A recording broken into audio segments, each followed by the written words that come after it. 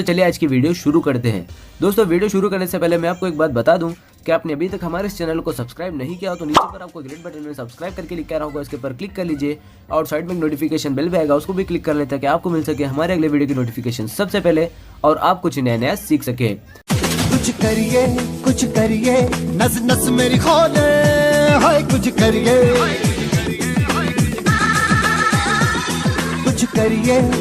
करिए बस बस बड़ा बोले, अब कुछ करिए। ओ कोई तो चल सिद्ध फड़िए, तू बेतरिए या मरिए, हाय कोई तो चल सिद्ध फड़िए, तू बेतरिए या मरिए। शक दे हो शक दे गिंडिया, शक दे हो शक दे गिंडिया, शक दे हो शक दे गिंडिया, शक दे हो शक दे गिंडिया।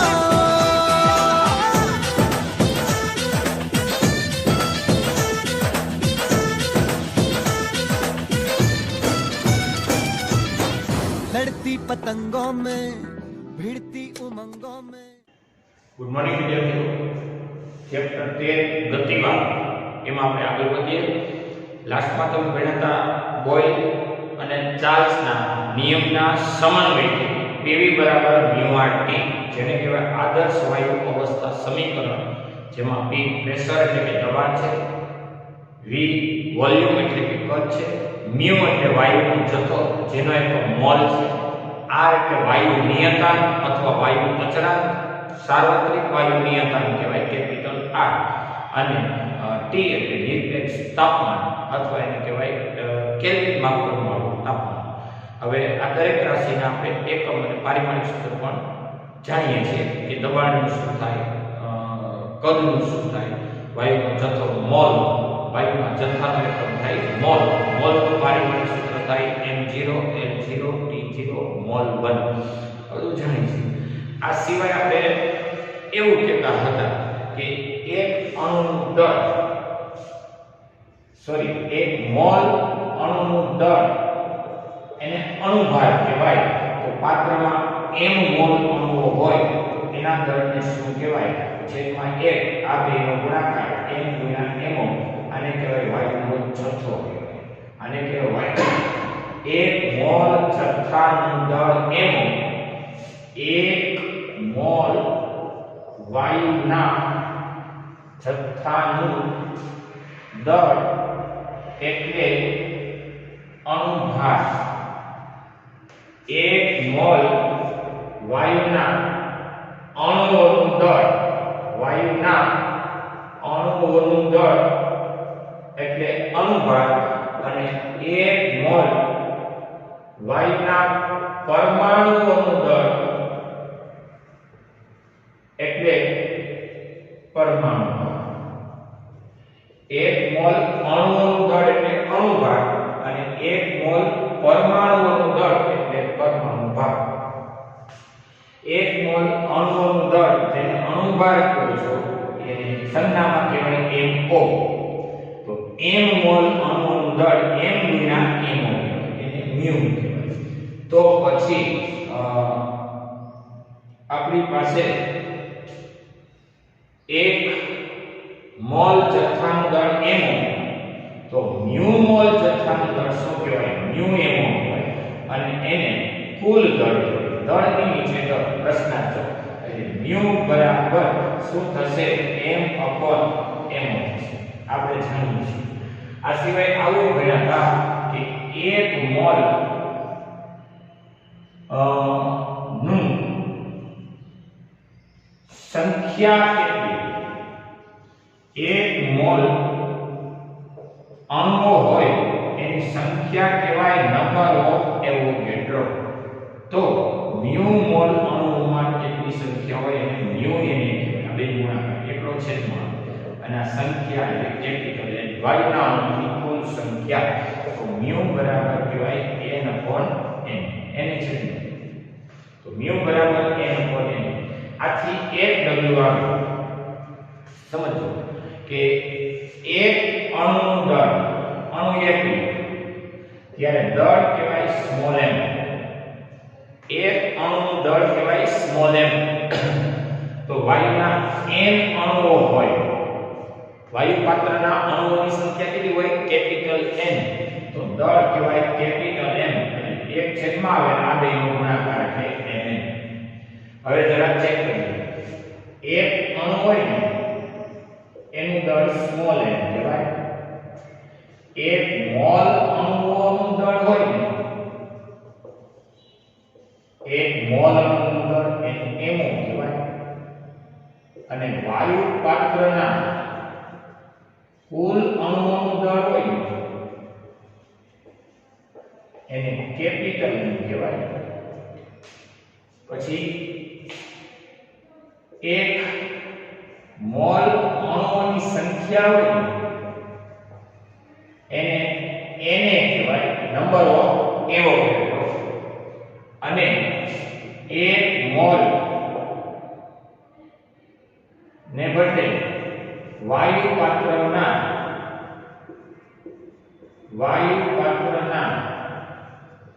કુલ અણુઓની સંખ્યા હોય ને એને કેપિટલ M કહેવાય. એક અણુનું દળ સ્મોલ m, એક મોલ અણુનું દળ અણુભાર. વાયુ પાત્રના કુલ અણુનું દળ કેપિટલ M, એક મોલ અણુની સંખ્યા નંબર ઓફ એવોગેડ્રો, વાયુ પાત્રના કુલ અણુની સંખ્યા કેપિટલ N કહેવાય.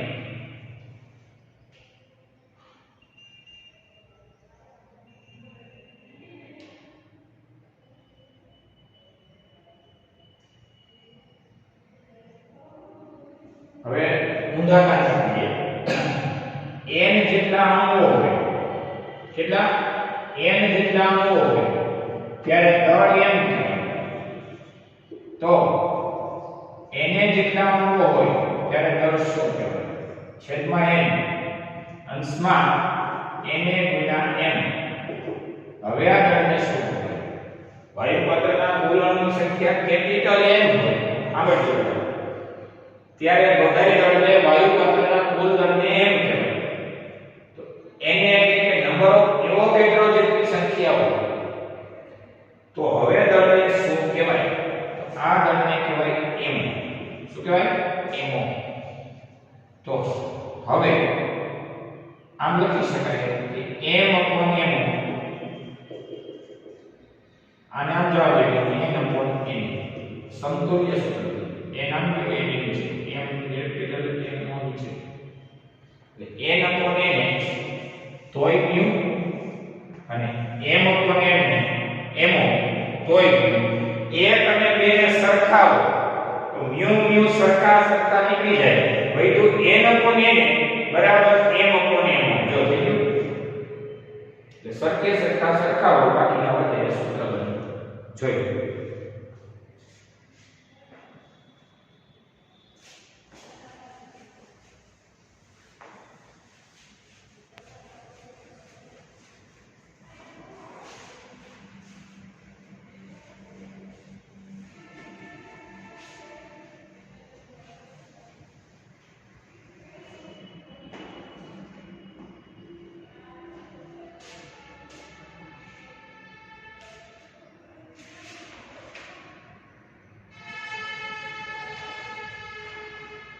પાઠ્ય પુસ્તકમાં પેજ નંબર 323 થી પેજ નંબર 323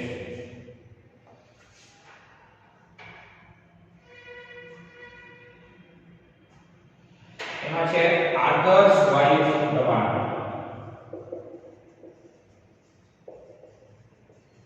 P बराबर 1/3 nm एवरेज विस्क्वेयर. 1/3 nm एवरेज विस्क्वेयर साबित करो જ્યાં સ્મોલ n સંખ્યા ઘનતા દર્શાવે છે. સ્મોલ n એ એક અણુનું દળ દર્શાવે છે અને એવરેજ v એ સરેરાશ ઝડપ દર્શાવે છે અને p એ દબાણ છે. હવે સાબિતી આપણે સ્ટેપ બાય સ્ટેપ આપવાની ટ્રાય કરીએ. જરા વિચાર કરો કે સૌથી પહેલા વાયુ પાત્ર વિચારો. શું વિચારશો? વાયુ પાત્ર. આ છે કોઈ વાયુ પાત્ર.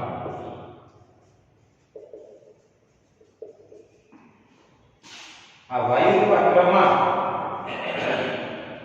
વાયુના અણુ શું કરે છે એ વિચારો. તો કે વાયુના અણુ વાયુ પાત્રમાં અસ્તવ્યસ્ત ગતિ કરે છે. કોણ? વાયુના અણુ અસ્તવ્યસ્ત ગતિ કરે છે. તો શું થાય છે એ વિચારો. તો કે અંદરો અંદર અટકાય છે, તેમજ પાત્રની દિવાલ આવી જાય છે. હવે એને કારણે જે પોઝિશન તૈયાર થાય છે એમાં એક વાયુનો કણ વિચારો. વાયુનો પર્ટિક્યુલર એક કણ વિચારો. ટાર્ગેટ કર્યો છે કે બધા કણોમાંથી એક કણ. આ કણની x દિશાની, y દિશાની અને z દિશાની વેલોસિટી છે. બધી દિશામાં અસ્તવ્યસ્ત ગતિ કરે છે. પણ આપણે એમાંથી ધારો કે x દિશામાં આ કણ પાત્રની દિવાલે અથડાય અને ફરીથી વિરુદ્ધ દિશામાં એ આવતો હોય એવું વિચારો. ધારો કે કોઈ એક કણ અથવા એક અણુ, વાયુનો કોઈ એક કણ અથવા એક અણુ x દિશામાં, આ x દિશા કહેવાય. કઈ દિશા કહેવાય? x. આ y. x દિશામાં પાત્રની દિવાલ સાથે અથડામણ અનુભવી તેની વિરુદ્ધ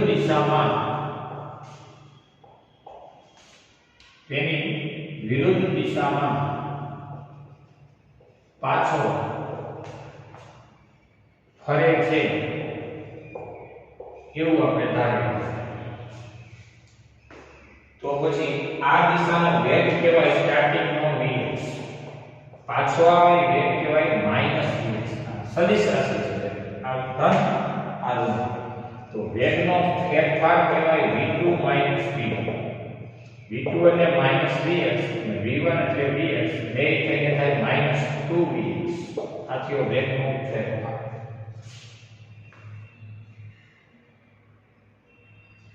હવે બંને બાજુ દળ વડે ગુણ્યા સમીકરણ 1 બંને બાજુ દળ વડે ગુણ્યા એટલે દળ ગુણ્યા વેગનો ફેરફાર is equal to 2m into delta dx.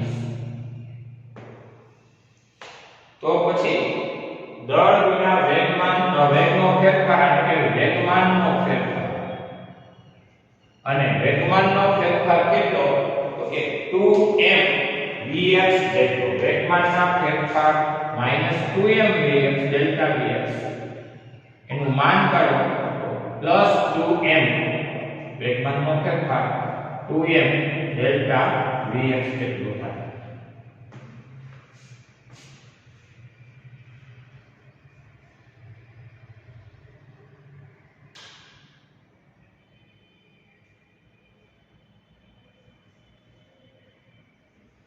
હવે આ કણ અહીંથી અહીંયા સુધી કેટલું અંતર કાપે છે? તો અંતર બરાબર વેગ ગુણ્યા સમય. આ કણ અહીંથી તે અહીંયા સુધીમાં કેટલું અંતર કાપે છે? અંતર એટલે ઝડપ ગુણ્યા સમય, એટલે vx delta t. આ અંતર કહેવાય. અને કપાયેલું અંતર ગુણ્યા ક્ષેત્રફળ, અંતરને આપણે ડિસ્ટન્સ કહીએ. આ કણ અહીંથી અહીંયા સુધી પહોંચે છે એને ડિસ્ટન્સ કહેવાય. એટલે કપાયેલું ડિસ્ટન્સ એને ગુણ્યા એરિયા, એટલે આ ક્ષેત્રફળ એને ગુણ્યા જાડાઈ, એને શું કહેવાય? વોલ્યુમ. બંને બાજુ એરિયા વડે ગુણો એટલે a dx ડેલ્ટા t. અહીં કારણ લખ્યું બંને બાજુ એરિયા વડે ગુણતા, એરિયા ક્ષેત્રફળ વડે બંને બાજુ ગુણતા. આ ક્ષેત્રફળ ગુણ્યા અંતર એને કહેવાય વોલ્યુમ. આ થયું a dx delta t curve છે. હવે જોઈએ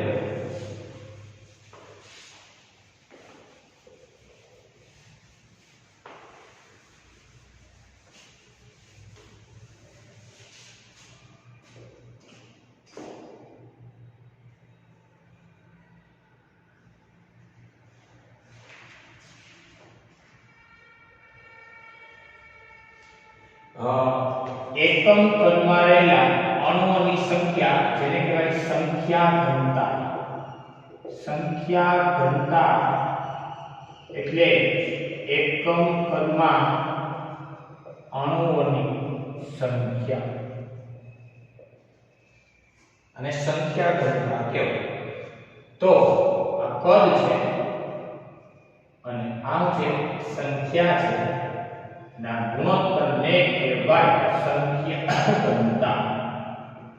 ગુણોત્તરને શું કહેવાય? સંખ્યા ઘનતા. તો સંખ્યા કેટલી? તો કે સ્મોલ n આ બે ગુણાકાર. તો કેપિટલ N બરાબર small n into capital B. Capital B એટલે કોણ? કે a dx into delta t number 4.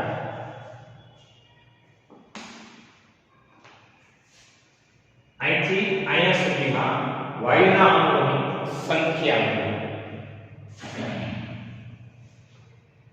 હવે ત્યાર પછી અહીંથી અહીંયા સુધીમાં અથડાતા વાયુના અણુઓ માના લગભગ અડધા જેટલા અણુ પાત્રની દિવાલ સુધી અથડાતા હોય એવું ધારી લઈશું. બાકીના અડધા છે અંદરો અંદર અસ્તવ્યસ્ત ગતિ કરીને અથડામણ કરે છે. તો હવે કુલ સંખ્યા n ના અહીંથી સુધીમાં અણુઓની સંખ્યા કેટલી મળી? n. કુલ સંખ્યા n ના લગભગ અડધા એટલે કે n/2 અણુ, એટલે કે n/2 અણુ ક્યાં અથડાય છે? દિવાલ સાથે અથડાય છે. દિવાલ સાથે અથડામણ અનુભવે છે તેમ ધારીએ તો બાકીના અણુ, બાકીના n/2 અણુ અંદરો અંદર અથડામણ અનુભવે છે.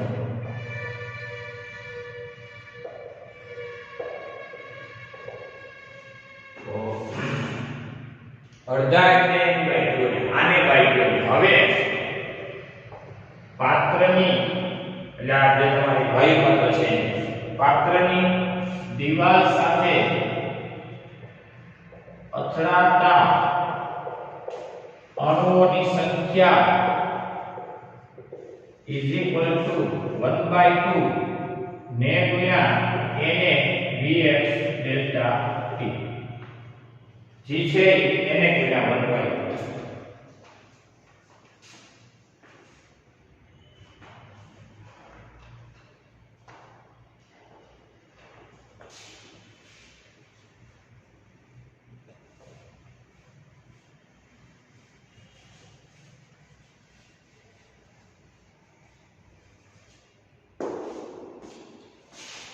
હવે એક અણુ દ્વારા વેગમાન કેટલું મળતું હતું? આપણે અહીંયા આપણે ગણતરી કરી હતી 2m vx મળતું. યાદ કરો દ્વારા પાત્રની દીવાલને મળતું વેગમાન 2m vx 2m vx આવું મળતું યાદ કરો અહીંથી m vx પાછો આવ્યો m vx એટલે v2 v1 કરી બંને બાજુ m વડે ગુણી હમણાં આપણે મેળવ્યું કે 2m vx કહેવાય એક અણુ દ્વારા તો કેટલા અણુ છે 1/2 ma vx ડેલ્ટા t આટલા અણુ દ્વારા મળતું વેગમાન કેટલું હવે મળે ને p 1/2 na vx delta t 2m vx બગડો ગયો તો પછી આ પાત્રની દીવાલને મળતું વેગમાન છે કુલ વેગમાન કહેવાય બધા અણુઓ દ્વારા એક અણુ દ્વારા વેગમાન મળે છે 2m vx એક અણુનું વેગમાન કેટલું હોય m v વેગ અને દળનો ગુણાકાર એટલે m v ઈ m v છાવ થતો પાછો આવે માઈનસ m v બેનો સરવાળો કરો ઓછો ઓછો વધતા 2m v યાદ કરો 2m v સફિક્સમાં x x અને x દિશામાં ફેરફાર તો હવે nm એ vx સ્ક્વેર nm એ vx square into delta t આવું સૂત્ર તૈયાર છે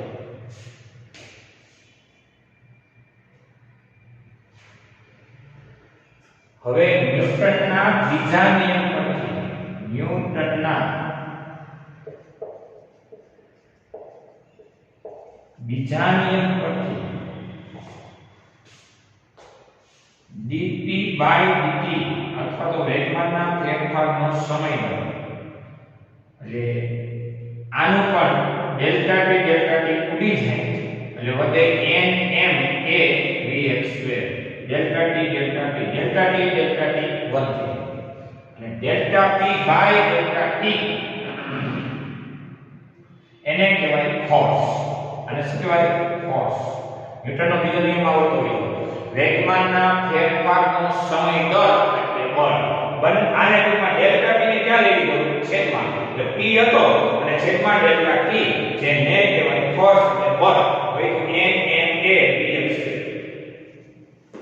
અને બળ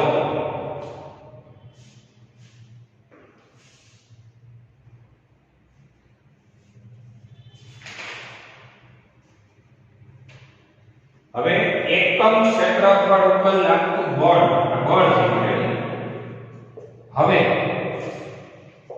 એકમ ક્ષેત્રફળ પરનું બળ એને કહેવાય દબાણ શું કહેવાય દબાણ P એટલે એકમ ક્ષેત્રફળ પર લાગતું ફોર્સ અને ફોર્સ ક્યાં q બધી nm a vx સ્ક્વેર અને છેદમાં a ફોર્સ એટલે nm a vx અંશ છેદમાં એરિયા અને દબાણ કહેવાય પ્રેશર કહેવાય વૈધુ nm vx સ્ક્વેર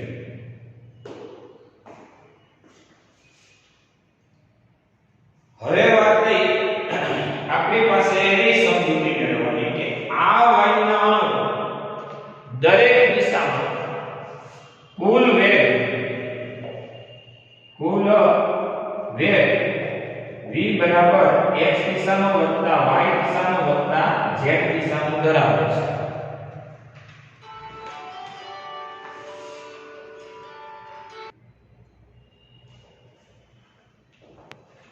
કુલ વેગ એટલે vx વત્તા vy વત્તા vz પરંતુ સમવિભાજન પછી x દિશાનો એટલો જ y દિશાનો એટલો z દિશાનો વેગ હોવાથી x દિશામાં વેગ એટલો જ વેગ y દિશામાં એટલો જ વેગ z દિશામાં y નો અસ્તવ્યસ્ત ગતિ કરે એટલે બધી દિશામાં અસર કેવી હોય સરખી હોવાથી v બરાબર vx vx કહેવાય અહીંયા હતું એટલે ત્રણ વાર vx અને v તો vx કહેવાય શું 1/3 v Vx શું કહેવાય 1/3 v આપણે એકાદાને નંબર આપી દઈએ આને નંબર આપી દઈએ Vx કહેવાય શું 1/3 into v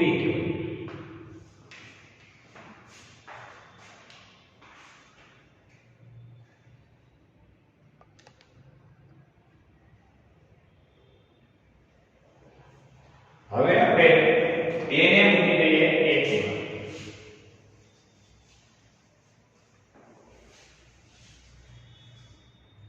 2 જે સમીકરણ નંબર આવતો હોય આપણે આપી દઈએ આ બેને મૂકી દઈએ 1 એટલે p બરાબર nm vx અને vx સ્ક્વેર એટલે આનો સ્ક્વેર એટલે 1/3 v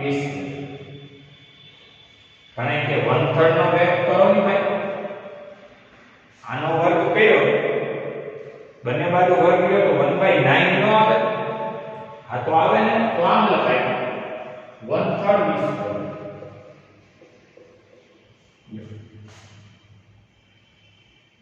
પછી 1/3 એવરેજ v એવું છે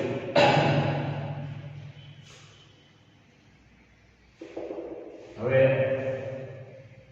1/3 એવરેજ v સ્ક્વેર હોય એ આપણો આ સાબિતીનો એક થયો p બરાબર 1/3 nm એવરેજ v રેડી એટલે આ તમારા માટે સૂત્ર કામનું છે એટલા માટે કરાયું આમાં તમને જો ફોર્સ એટલે કે બળ ન્યૂટનનો બીજો નિયમ પછી દબાણ એટલે એકમ ક્ષેત્રફળ પરથી લાગતું બળ આ બધી રાશિઓ ક્રમશઃ આવતી છે જોયું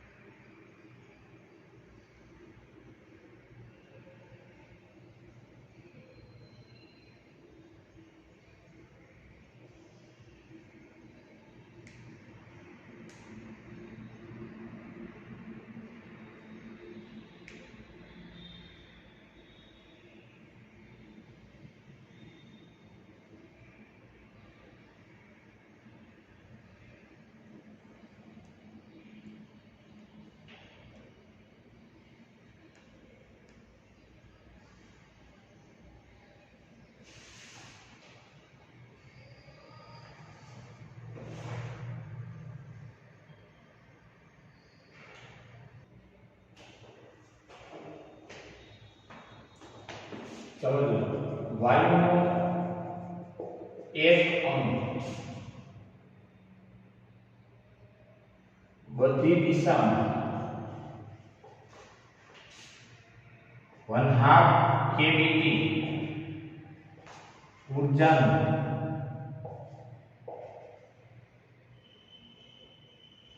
વહેંચણી કરી શકે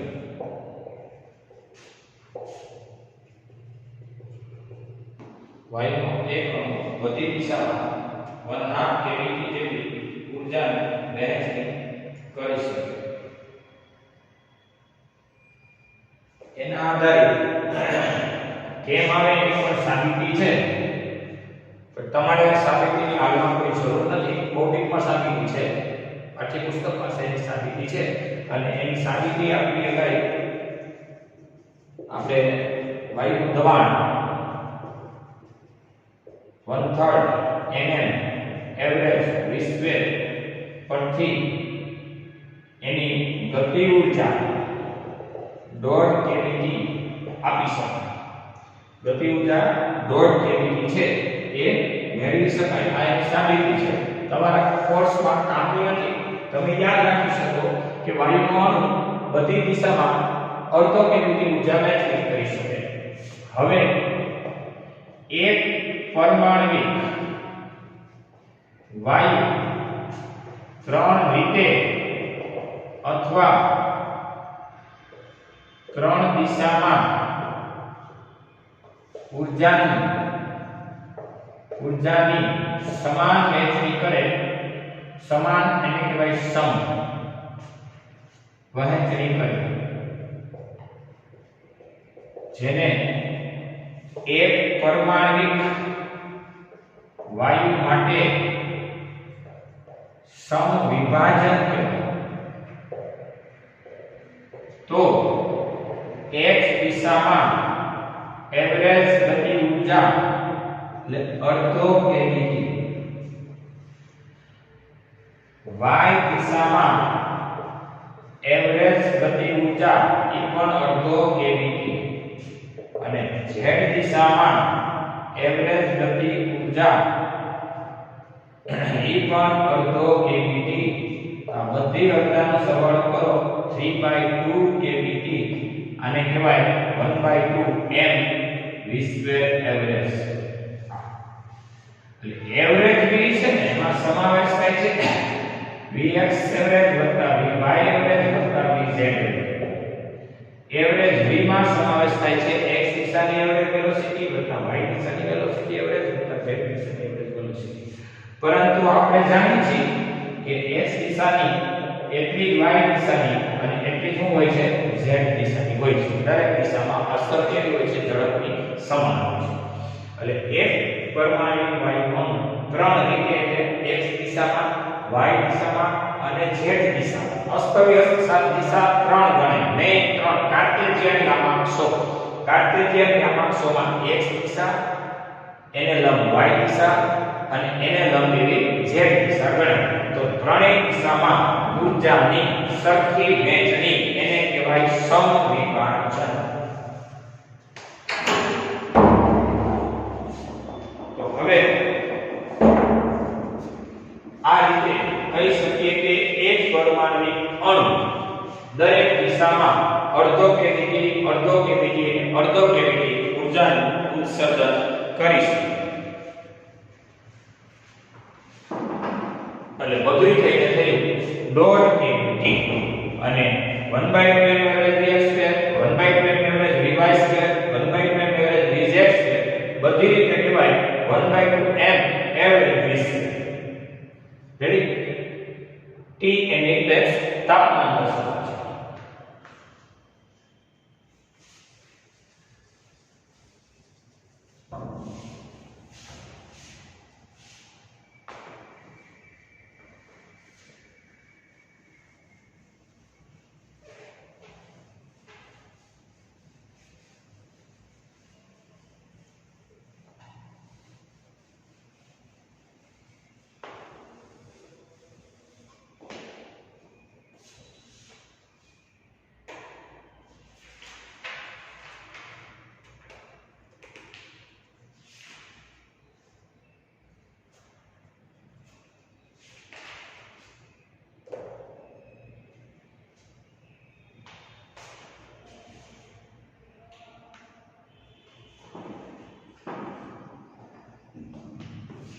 હવે એને કહેવાય ડિગ્રીઝ ઓફ ફ્રીડમ એટલે કે મુક્તતાના અંશો. ડિગ્રીઝ ઓફ ફ્રીડમ, મુક્તતાના અંશો. એની વ્યાખ્યા છે કે વાયુના અણુ અથવા વાયુનો કોઈ અણુ, અને વાયુ કેવો અણુ ધરાવે તો કે એક પરમાણ્વિક, દ્વિપરમાણ્વિક અને કે બહુપરમાણ્વિક. એક પરમાણ્વિક, દ્વિપરમાણ્વિક કે બહુપરમાણ્વિક અણુઓ ધરાવતું વાયુ હોય છે. એમાંનો વાયુનો અણુ જેટલી રીતે અથવા જેટલી દિશામાં ઊર્જાનું વહેંચણી કરી શકે તે રીત કે દિશાને મુક્તતાના અંશો કહે છે. એક પરમાણુ માટે મુક્તતાના અંશો થશે 3, દ્વિપરમાણિક માટે 5 અથવા 7 અને ત્રિપરમાણિકને પણ બહુપરમાણિક માટે મુક્તતાના અંશો એ આપણા કોર્સમાં નથી પણ 7 કે તેથી વધુ. એક પરમાણિક અને દ્વિપરમાણિકને આપણે મુક્તતાના અંશોમાં સમાવેશ કરીશું. લાસ્ટ લેક્ચરમાં આપણે જે કંઈ ભણ્યા હતા એ વાયુના પ્રતિભાગમાં થોડા એવા સૂત્રાત્મક વ્યૂહ હતી. આજે તમે દબાણનું સૂત્ર ભણ્યા 1/3 nm એવરેજ 20 પેરા યાદ રાખજો. બીજો યાદ રાખજો, દરેક દિશામાં અડધો કેવીટી ઊર્જાનું ઉત્સર્જન કરી શકે, એટલે કુલ એની પાસે અડધો એટલે 1.5 કેવીટી ઊર્જા હોવી જોઈએ. અહીંયા આપણે લેક્ચર પૂરું કરીએ છીએ. નેક્સ્ટ લેક્ચર આવે ત્યારે આપણે આ મુક્તતાના અંશોને આગળ વધારીશું. ડીપમાં જશું. ચલો અહીંયા સુધી જોઈએ.